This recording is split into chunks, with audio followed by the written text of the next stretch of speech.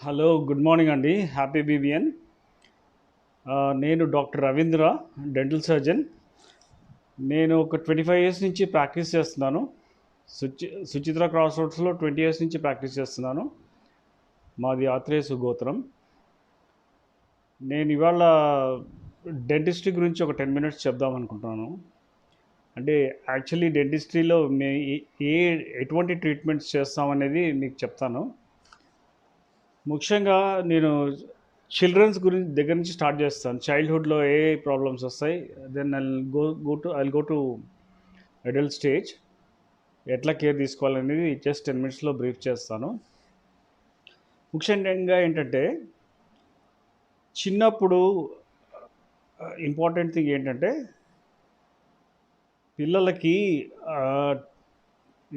Feeding టైంలో అంటే పాలు తాగేటప్పుడు ముఖ్యంగా ఎక్కువ వచ్చేది ర్యాంపెంట్ కేరీస్ అంటారు. ర్యాంపెంట్ కేరీస్ అంటే ఈ ఫీడింగ్ బాటిల్ కేరీస్ అంటారు దాన్ని. ఎప్పుడైతే నైట్ టైం కానీ డే టైం కానీ మోస్ట్ ఆఫ్ ద టైం వాళ్ళు పడుకునే ఉంటారు. సో చిన్న ఏజ్లో లైక్ కిడ్స్ ఇన్ఫెంట్ స్టేజ్లో అప్పుడు వాళ్ళు ఏంటంటే ఫీడింగ్ బాటిల్ నోట్లో పెట్టుకుని, అంటే మిల్క్ బాటిల్ నోట్లో పెట్టుకొని నిప్పుల్ని నోట్లోనే ఉంచుకొని కొన్ని అవర్స్ టుగెదర్ అట్లానే ఉంటారు. And even the mothers want them to be like that because they will be silent once they keep the nipple in the mouth. దానివల్ల చాలా డిలిటేరియస్ ఎఫెక్ట్స్ ఉంటాయి. అంటే అసిడిక్ కాన్సన్ట్రేషన్ ఓరల్ క్యావిటీలో ఎక్కువైపోతుంది. అంటే ఎక్కువైపోయి most of the time milk అనేది టీత్కి కాంటాక్ట్లో ఉండి యాసిడ్స్ ఫామ్ అయిపోయి వాళ్ళు రెగ్యులర్గా క్లీన్ చేసుకోరు ఆ స్టేజ్లో ఎట్లయినా. సో ఏమవుతుందంటే మెల్లగా కేరీస్ కేరీస్ అంటే డీకే స్టార్ట్ అవుతుంది, డీకే స్టార్ట్ అవుతుంది. దానివల్ల ఏంటంటే గ్రాడ్యువల్గా all the front teeth, lower and upper, ఆ పళ్ళన్నీ కూడా బాగా నల్లగా అయిపోయి డీకే స్టార్ట్ అయిపోతుంది. దాన్ని ర్యాంపెంట్ కేరీస్ అంటారు, ఆర్ ఫీడింగ్ బాటిల్ కేరీస్ అంటారు. అది చూడటానికి కూడా ఆక్వర్డ్గా ఉండి పెయిన్ రావడం, లేదంటే గమ్ స్వెల్లింగ్స్ రావడం, ఇవన్నీ అవుతుంటాయి. అది ముఖ్యంగా అవాయిడ్ చేయగలిగితే చేయొచ్చు. ఎట్లా అంటే ఎప్పుడైనా సరే ఫీడింగ్ టైంలో మిల్క్ ఇచ్చేసి అది తీసేయాలి, నిప్పులు బయటికి తీసేసి, అండ్ ఇఫ్ పాసిబుల్ కొద్దిగా వాటర్ పట్టాలి. నైట్ టైంలో కానీ మార్నింగ్ టైంలో కానీ ఎప్పుడు తాగితే అప్పుడు వాటర్, మిల్క్. ఎప్పుడు నిప్పుల్ని నోట్లో ఉంచేసి వదిలేయకూడదు. That is important. By chance ఏమన్నా కేరీస్ వచ్చేసి డెవలప్ అయితే మోస్ట్ ఆఫ్ ద టైం ఏమీ పెయిన్ అయితే ఏం రాదు, బట్ చూడటానికి ఆక్వర్డ్గా ఉంటుంది. లైక్ టీత్ అన్ని బ్లాక్ ఐస్ డిస్కలర్డ్ అయి కనబడతాయి. అటువంటప్పుడు కొంచెం పెద్ద అయ్యాక వాటిని కనబడకుండా కాస్మెటిక్ ఫిల్లింగ్స్ చేసుకోవచ్చు. అంటే డెంటిస్ట్ దగ్గరికి వెళ్తే కాస్మెటిక్ ఫిల్లింగ్స్ చేస్తాం, అంటే వైట్ కలర్ టీత్ వైట్ కనిపించేటట్టు చేస్తాము. కానీ ఇది నల్లగా అవడం వల్ల 2 ప్రాబ్లమ్స్ ఉన్నాయి. ఒకటి, పెయిన్ వచ్చే ఛాన్స్ ఉంది. రెండోది, వాళ్ళు గ్రోయింగ్ స్టేజ్లో టీత్ బ్లాక్ ఉంటే మోస్ట్ ఆఫ్ ద టైం వాళ్ళు కాన్షియస్ అయితే, అంటే ఈ టీత్ 7 ఇయర్స్ వరకు ఉంటాయి, అంటే 7 ఇయర్స్ ఆఫ్ ఏజ్ వరకు ఉంటాయి. అప్పుడు కనుక ఆ స్టేజ్ వరకు ఉండాలి కాబట్టి, 7 ఇయర్స్ ఆఫ్ ఏజ్ వరకు ఉండాలి కాబట్టి, అప్పుడు టీత్ బ్లాక్ ఉంటే మోస్ట్ ఆఫ్ ద టైం వాళ్ళు షైగా ఫీల్ అవుతారు. వాళ్ళ మెంటల్ డెవలప్మెంట్ కరెక్ట్గా ఉండదు. అంటే they always try to keep their mouth shut. They want to hide their teeth because they are not attractive. So అటువంటి బేరింగ్ ఉంటుంది మైండ్ మీద వాళ్ళకి. అంటే they don't feel like they can't move freely, they can't love freely and all. అట్లాంటివి ఏమి psychological effects కూడా ఉండకుండా ఉండాలి. ప్లస్ ఫిజికల్గా టీత్ బాగుండాలి, పెయిన్ లేకుండా ఉండాలి, అండ్ అట్రాక్టివ్ ఉండాలంటే మేము ఇమీడియట్లీ అది రిస్టరేషన్ చేస్తాం. అంటే కాస్మెటిక్ ఫిల్లింగ్స్ వైట్ కలర్లో ఉండే సిమెంట్ని ఫిల్ చేసి నీట్గా కనిపించేటట్టు చేస్తాము. అండ్ మోర్ ఇంపార్టెంట్లీ అది అవాయిడ్ చేయడానికి ట్రై చేస్తే బెటర్. అంటే అది రాకుండా చూసుకోవడం బెటర్. అంటే ఫీడింగ్ బాటిల్ కేర్స్ రాకుండా ఇమీడియట్లీ మదర్స్ ఫీడ్ చేసిన తర్వాత బాటిల్ తీసేసి కొద్దిగా వాటర్ పట్టడం పడుకునే ముందు, అది చాలా important. Morning or evening any time mother feed చేసేటప్పుడు అది చేస్తే ఈ కేరీస్ అనేది రాకుండా ఉంటుంది. అండ్ 7 ఇయర్స్ అంటే ప్రైమరీ టీత్ పోయే వరకు కూడా అవి అట్రాక్టివ్గా న్యాచురల్గా నార్మల్గా ఉంటాయి, డిస్కలర్డ్ కాకుండా. This is about the caries అండి, ర్యాంపెంట్ కేరీస్. ఈ కేరీస్ అనేది అడల్ట్ స్టేజ్లో వస్తుంది, ఏ స్టేజ్లోనే వస్తుంది. అది అడల్ట్ స్టేజ్లో వస్తుంది కాబట్టి అది వాళ్ళకి ఎనీవే వాళ్ళకి తెలుస్తుంది ఎట్లా ప్రివెంట్ చేసుకోవాలి, ఎట్లా ట్రీట్ చేసుకోవాలనేది తెలుస్తుంది. బట్ చిల్డ్రన్కి తెలియదు, పిల్లలకి ఇన్ఫెంట్ స్టేజ్లో తెలియదు కాబట్టి ఈ కేర్ తీసుకోవాలి. That's about the caries bottle milk ఉడకల్ rampant caries. And next coming to this next point, చాలామంది డెంటిస్ట్ అంటే ఓన్లీ పళ్ళు తీయడానికి అనుకుంటారు. అది wrong concept, misconception. Teeth pain ఉన్నప్పుడు, పన్ను నొప్పి వచ్చింది, పన్ను నొప్పి వచ్చినప్పుడు ఇమీడియట్లీ ఏంటంటే నెగ్లెక్ట్ చేయకుండా వెళ్తే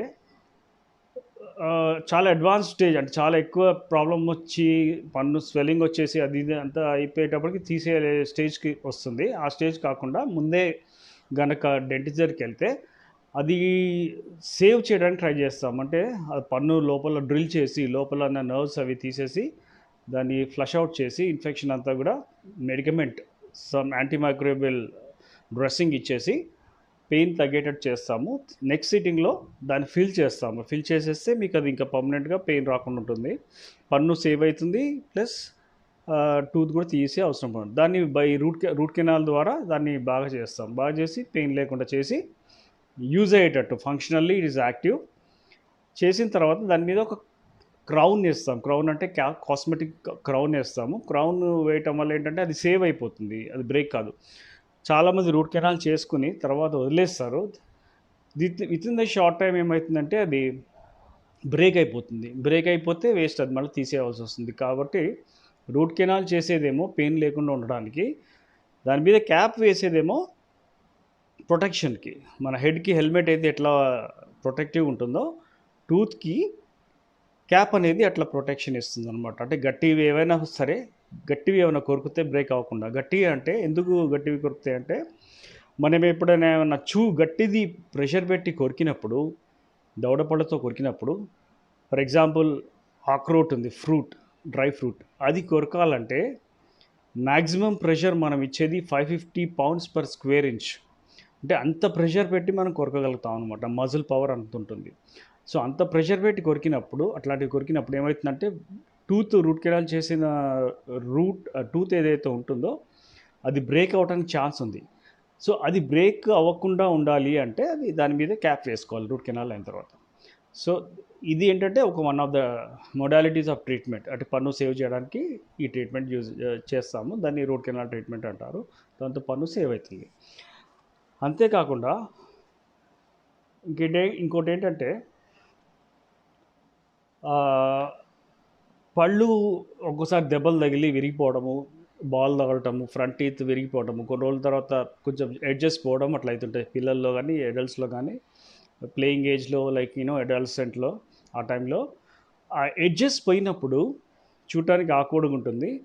teeth looks uneven and then misshapen. అటువంటి అప్పుడు ఇమీడియట్లీ చాలామంది నెగ్లెక్ట్ చేస్తారు. నెగ్లెక్ట్ చేస్తే ఏమవుతుందంటే కొన్ని రోజుల తర్వాత హెమరేజ్ అయ్యి అండ్ బ్లాక్ కలర్ డిస్కలరేషన్ అవుతుంది. అటువంటప్పుడు మోస్ట్ ఆఫ్ ద టైం ఏమవుతుందంటే బోన్ రిజార్బ్ అయిపోతుంది, బోన్ కరిగిపోయి టూత్ సపోర్ట్ పోయి పన్ను ఊడిపోయే ఛాన్స్ ఉంటుంది. లేదంటే స్వెల్లింగ్ అట్లా వచ్చేసి అది తీసేయాల్సి వచ్చే పరిస్థితి వస్తుంది అనమాట.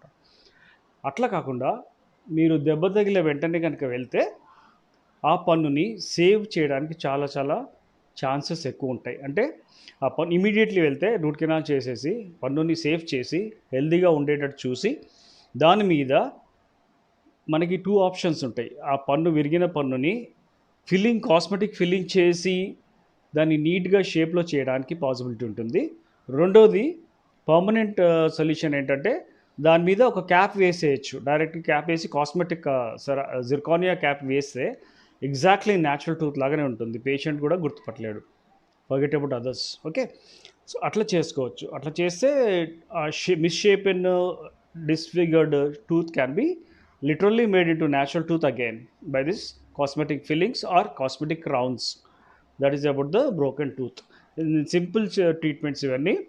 మీకు బ్రీఫ్గా చెప్పాలంటే పాసిబుల్ ఈ టైంలో చాలా బ్రీఫ్గా చెప్పాల్సి వస్తుంది. సో ఇంకోటి ఏంటంటే చాలామంది దుర్వాసన, బాలేదు, నోరు తెరిస్తే స్మెల్ వస్తుంది, మాట్లాడితే వాసన వస్తుంది అనే ఫీలింగ్లో ఉంటారు. ఆపోజిట్ పీపుల్ అయినా సరే మీకు మీరే అయినా మీకు స్మెల్ వచ్చే ఛాన్స్ ఉంది ఏమో అని అనిపిస్తుంది. అటువంటప్పుడు ఏంటంటే నెంబర్ వన్ థింగ్, చిన్న స్టేజ్లో, చిన్న ఏజ్లో ఐ మీన్ జింజైవా అక్యూట్ జింజవైటిస్ అంటాం. అక్యూట్ జింజవైటిస్ అంటే గమ్స్ స్వెల్లింగ్ సోలన్ అయిపోయి రెడ్గా అయిపోయి మీకు స్మెల్ వస్తుంది. అక్యూ అక్యూములేషన్ ఆఫ్ ఫ్లాక్ అంటే పళ్ళ మీద ఎల్లోయిష్ స్టెయిన్స్ వచ్చేసి ఎల్లోయిష్ లేయర్ లాంటిది వచ్చేసి దాన్ని ప్లాక్ అంటాము. అది వచ్చేసి ఓరల్ హైజీన్ ప్రాపర్గా లేకపోయినా, బ్రషింగ్ కరెక్ట్ చేయకపోయినా అది అక్యూములేట్ అయిపోయి ఈ బ్యాక్టీరియల్ యాక్షన్ వల్ల బ్యాక్టీరియా ప్రోటీన్స్, సలైవరీ ప్రోటీన్స్ అవన్నీ కలిపి ఒక thin layer of film form అవుతుంది టీత్ మీద. అది రెగ్యులర్గా క్లీన్ అవుతుంటే ఫ్రెష్గా ఉంటుంది. లేదంటే అది అట్లానే ఉంటే కొన్ని రోజులకి ఆ ప్లాక్ అనేది హార్డన్ అయిపోతుంది. హార్డన్ అయిపోయి because of the accumulation of minerals in the plaque it forms into a tartar అంటే గట్టిగా అయిపోతుంది, స్టోన్స్ లాగా. So that yellowish stone scales లాగా ఫామ్ అయిపోయి మీకేంటంటే గ్రాడ్యువల్గా గమ్స్ అనేవి స్వెల్లింగ్ అయిపోతాయి, బ్లీడింగ్ అవుతుంటుంది. ఇంకా నెగ్లెక్ట్ చేస్తే పస్ వచ్చేస్తుంది, స్మెల్ వస్తుంది. సో ఈ స్టేజ్లో అక్యూట్ జింజవైటిస్ అంటాము.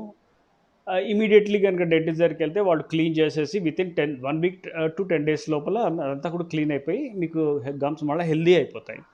దాన్ని క్లీన్ అట్లా మెయింటైన్ చేసుకోవాలి. Regular brushing, twice morning night brushing చేయడం, ఏం తిన్నా తాగినా కూడా కరెక్ట్గా రిన్స్ చేయటము, నోట్లో ఏం ఫుడ్ పార్టికల్స్ ఉండకుండా చూసుకోవటం, ఇవన్నీ చేసుకుంటూ ఉండాలి.